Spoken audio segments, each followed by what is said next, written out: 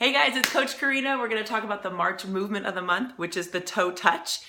It also goes with a thing we call the active straight leg raise. We're actually going to kind of include both of them in our movement of the month this month for March.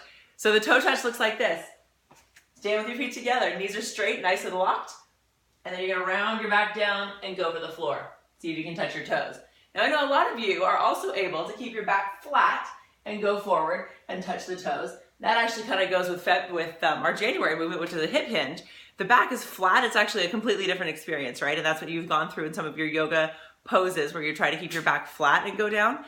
It's a different kind of a thing. Today, when we're looking at the toe touch, what we want is the spine to sort of be contributing evenly into that movement. So looking for sort of more of that rainbow shape in your back. So it's okay, and I want you to don't worry about keeping your back flat.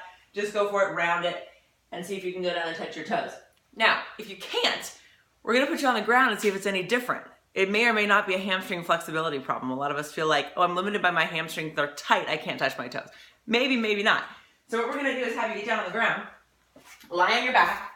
With everything else is relaxed. You're going to straighten out one leg and lift it up in the air. And it's going to go as high as it's going to go. If you have good control and flexibility, maybe get that leg toward vertical. That's what we consider to be normal.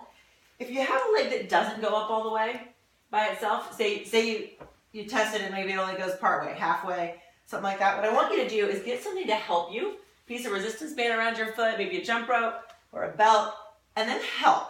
Pull with your arms. So that's more of a passive straight leg raise, meaning the leg is getting lifted, but it's being lifted by something else.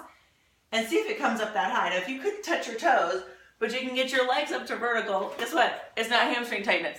There's all kinds of other reasons why that can be difficult to do, including trunk stability and control. So our exercises this month are going to focus around that. I'm going to be posting more videos and pictures of progressions that you can work on. Some of it may be hamstring flexibility, and I'll show you some good ways to stretch the hamstrings. But understand also that in order to touch your toes from a standing position, there's a lot of other stuff going on besides those hamstrings. So we'll dive into that this month. Hit me up if there's any questions or problems.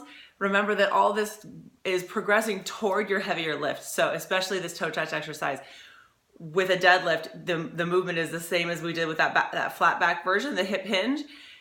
And if there's great control with something like a toe touch and the leg raise, the deadlift is going to work a lot better for you. Remember that any kind of discomfort that's not just normal muscle stretching or maybe feeling a little tired when you're doing this stuff is not normal. Don't push through any kind of lower back pain.